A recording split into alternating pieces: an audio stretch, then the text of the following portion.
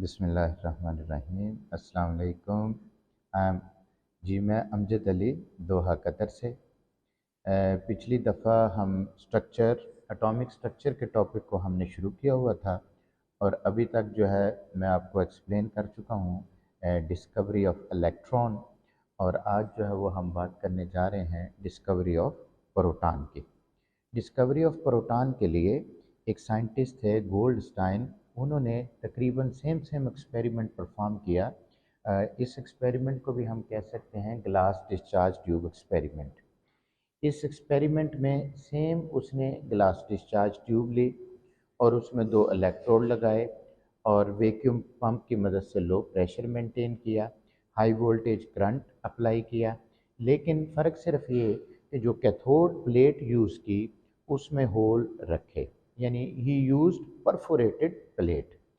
अच्छा, फिर जब हाई वोल्टेज करंट प्रोवाइड किया तो उसने ऑब्ज़र्व किया कि ठीक है, कैथोड से तो कोई कैथोड रेज निकल रही हैं और वो जा रही हैं सीधी एनोड की तरफ और वो नेगेटिवली चार्ज हैं, उनका पहले ही पता चल गया था। अब कुछ और रेज हैं जो इस कैथोड की तरफ मूव कर रही हैं और बाद में उसने देखा कि वो कैथोड की बैक साइड पे ऑब्जर्व हुई और यही रेज जब जाके बैक साइड पे with the walls of glass discharge tube टकराई तो उन्होंने कुछ रेड ग्लो भी प्रोड्यूस किया। शुरू में तो इनका नाम उन्होंने रखा कैनाल रेज, क्योंकि ये रेज जब आई और यहाँ होल्स थे, उन होल में से पास हो गई, आगे गुजर गई। तो शुरू में इनका नाम रखा गया कैनाल, यानी कैनाल में से गुजर के आगे गई तो कैनाल रेज नाम रख दिया। लेकिन बाद में उनका नाम पॉजिटिव रेज रखा गया। और फिर बहुत सारे साइंटिस्ट थे जिन्होंने उनकी प्रॉपर्टीज़ के ऊपर बात की कि ये पॉजिटिव रेज की प्रॉपर्टीज़ क्या हैं। जब प्रॉपर्टीज़ उनकी देखी तो वो क्या थी प्रॉपर्टीज़।